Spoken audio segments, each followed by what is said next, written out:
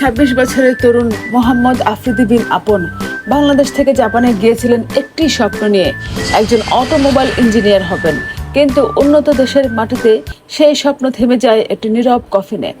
সবকিছু শুরু হয়েছিল খুব সাধারণ একটি কারণে, কলেজের বকেয়া টিউশন ফি দিতে না পারা। তারপর একে একে অর্থাভাবে বন্ধ হয়ে যায় তার বাসার বিদ্যুৎ, পানি, গ্যাস সংযুক্ত, এমনকি মোবাইল সংযোগও বন্ধ করে দেয়। বাইরের দুনিয়া থেকে পুরোপুরি বিচ্ছিন্ন হয়ে পড়েন আফ্রিদি। একজন তরুণ হাজার মাইল দূরে, পরিবার থেকে আলাদা, বিদেশের এক কঠিন বাস্তবতায় একা, অসহায়, একাকী ও মানসিকভাবে বিধ্বস্ত আফ্রিদি টানা 15 দিন ঘর থেকে বের হননি।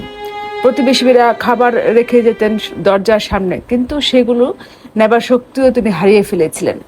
শেষবার তাকে দেখা গিয়েছিল রান্নাঘরের জানালার ফাঁকে, মোবাইলের ফ্ল্যাশ লাইট জ্বালিয়ে কাপা গলায় বলেছিলেন, আমি চোখে কিছুই দেখতে পাচ্ছি না, 4 দিন যাবৎ কিছুই খাইনি। সেই কথাটিই ছিল তার শেষ কথা। পরে বন্ধুরা, পুলিশ, ফায়ার সার্ভিস ও অ্যাম্বুলেন্স নিয়ে ঘরের দরজা খুলে, কিন্তু ততক্ষণে সব শেষ হয়ে গিয়েছিল। আফ্রিদির মৃত্যুর পেছনে শুধুই অর্থের অভাব ছিল না, ছিল মানসিক বিষণ্ণতা, নিঃসঙ্গতা এবং এক কঠিন সংস্কৃতির চাপ। জাপানের মতো অনেক দেশে সাহায্য চাওয়াকে দুর্বলতা মনে করা হয়। মানুষ লজ্জায় নিজের কষ্ট কাউকে জানায় না।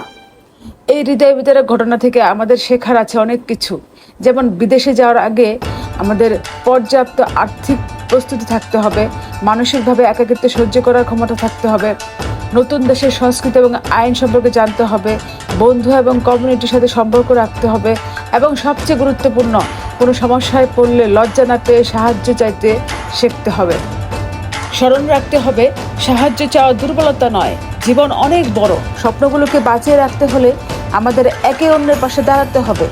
আফ্রিদির স্বপ্ন যেন আর কারো কফিনে বন্দী না হয়।